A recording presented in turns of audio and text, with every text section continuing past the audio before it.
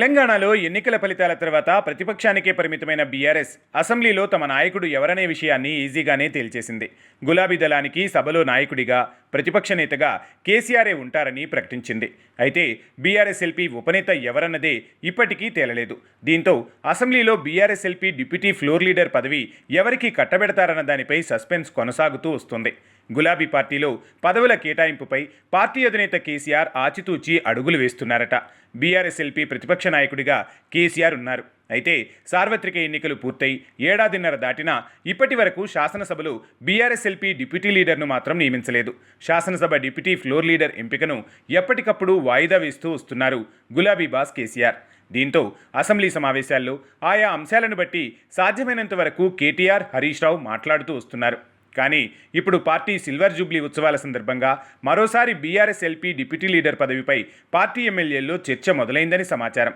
ఈ నెల 27న వరంగల్లో జరగనున్న పార్టీ రజతోత్సవ సభలోనైనా ఈ క్లారిటీ వస్తుందా అని గులాబీ నేతలు ఆశగా ఎదురుచూస్తున్నారట. శాసనసభలో ప్రతిపక్షానికి floor leader, deputy floor leader, public accounts committee chairman పదవులు ఉంటాయి. ఇప్పటికే అసెంబ్లీలో బీఆర్ఎస్ ఎల్పీ నాయకుడిగా కేసీఆర్ ఉన్నారు.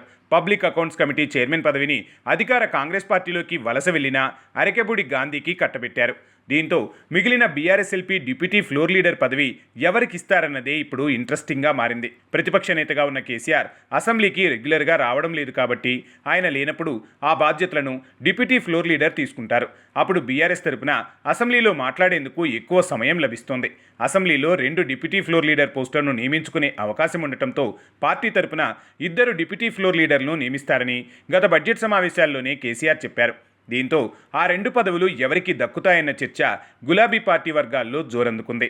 ఇక బీఆర్ఎస్ పార్టీలో అధినేత కేసీఆర్ తర్వాత నెంబర్ 2గా ఉన్న 2 నేతలు కేటీఆర్, హరీష్ రావులలో ఒకరికి అసెంబ్లీలో బీఆర్ఎస్ డిప్యూటీ ఫ్లోర్ లీడర్ పదవి దక్కవచ్చన్న టాక్ పార్టీ వర్గాల్లో ఒకవైపు వినిపిస్తుంటే, మరోవైపు 2 డిప్యూటీ ఫ్లోర్ లీడర్ పదవులను వీళ్ళిద్దరికీ ఇవ్వొచ్చన్న చర్చ సైతం పార్టీలో జరుగుతోందట.